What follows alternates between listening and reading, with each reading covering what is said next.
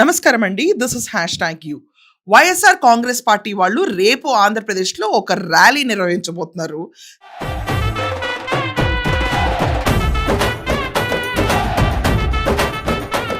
their major demand tomorrow is Nara Lokesh resign చేయాలి.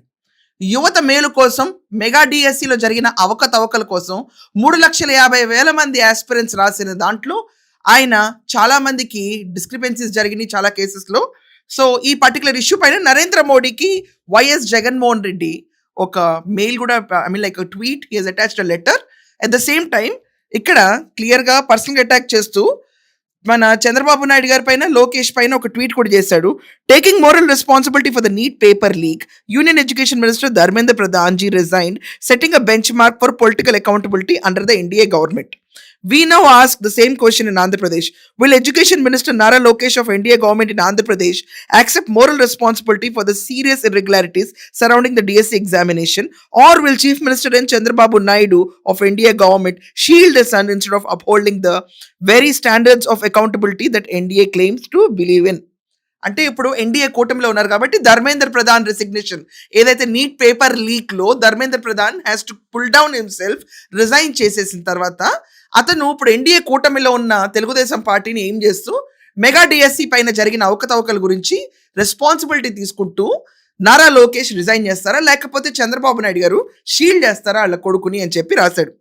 దీనికి అతను ఒక లెటర్ మోడీకి కూడా అటాచ్ చేశారండి. దాంట్లో ఏమంటున్నాడంటే, we are writing the letter to draw your attention on the large scale of irregularities with respect to teacher recruitment of Andhra Pradesh School Education Department and District Selection Committees. Mega డిఎస్సిలో జరిగిన దాని గురించి చంద్రబాబు నాయుడు గారు and వాళ్ళ అబ్బాయి నారా లోకేష్ గారు వాళ్ళు గ్రీవియస్గా damage చేశారు అన్న విషయం పైన జగన్మోహన్ రెడ్డి అటాచ్ చేసి ట్వీట్ కూడా చేశాడు నరేంద్ర మోడీకి. రేపు ఆంధ్రప్రదేశ్లో భారీ ఎత్తున ర్యాలీలు చేస్తారంట. ఇక్కడ ఒక విషయం గుర్తుపెట్టుకోవాలి, ఈ particular case is different from neat paper leak. Dharmendra Pradhan became a national issue, not that because ఇది ఒక స్టేట్ ఇష్యూ కాబట్టి Nara Lokesh will be exempted అని నేను అంటలేదు. ఇక్కడ నారా లోకేష్ ఇష్యూలో క్లియర్గా వాళ్ళు సెకండ్ లెవెల్ టీచర్స్, దాని తర్వాత హ్యాండ్లింగ్ స్టాఫ్, వీళ్ళందరికీ జరిగేది మెగా డిఎస్సి.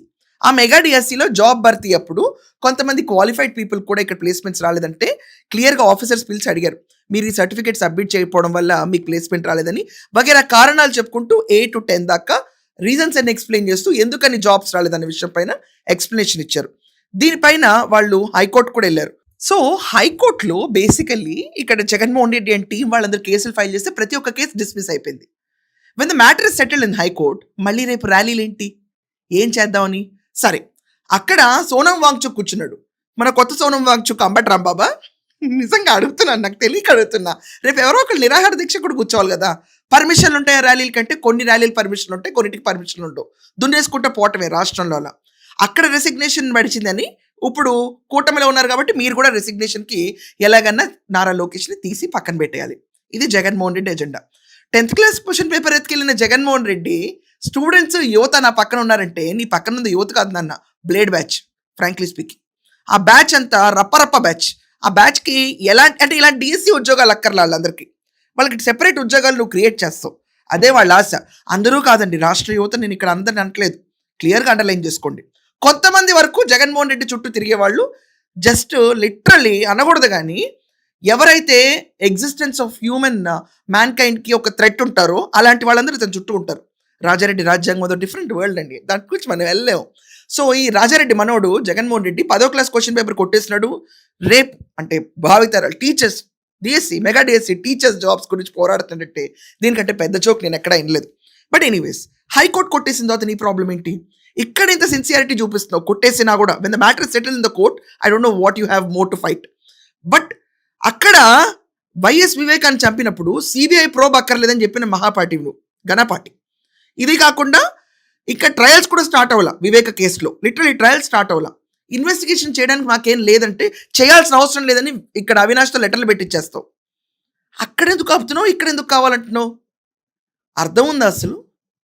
అక్కడ అసలు నిజంగానే ఎవరు చెప్పకముందు భారతిరెడ్డికి ఇన్ఫర్మేషన్ ఎలా వచ్చింది, జగన్కి ఇంటిమేషన్ ఎలా వచ్చింది, అసలు అవినాష్ రెడ్డి వెళ్ళి బ్లడ్ అంతా ఎందుకు క్లీన్ చేశాడు, ఇవన్నీ పర్స్పెక్టివ్స్ బయటకు రావాలి కదా.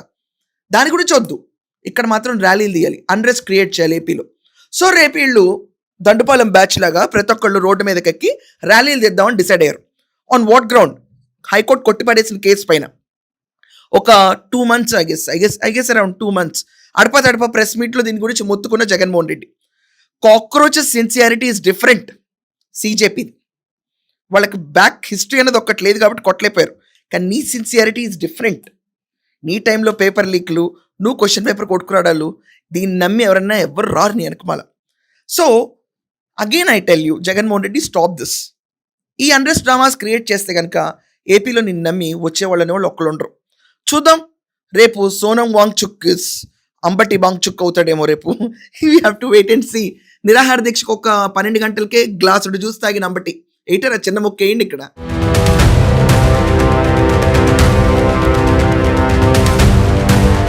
సో రేపు మళ్ళీ కూర్చోబెడితే ఒక 20 రోజులు వెళ్తే ఆ ప్రాణం ఎటు వెళ్తుందో ఎవరికి తెలియదు. అంబటికి తప్ప ఇంకా బలిపశువు నాకు ఎవడు కనపట్ల. వీళ్ళు నిరాహార దీక్ష అంటే కనుక ర్యాలీలకు మాత్రం మళ్ళీ రేపు పోలీసులు, కేసులు, ధర్నాలు ఈ కామన్ ఆ పార్టీలో అందరూ స్వీకరిస్తూ ఉంటారు. చెప్పండి, కోర్టు కొట్టేసిన మెగా డిఎస్సికి ఈ క్యాండిడేట్ గోల్ ఏంటి? దీనిపైన మీ ఒపీనియన్స్ ఖచ్చితంగా రాయండి. That's all for now. Thank you.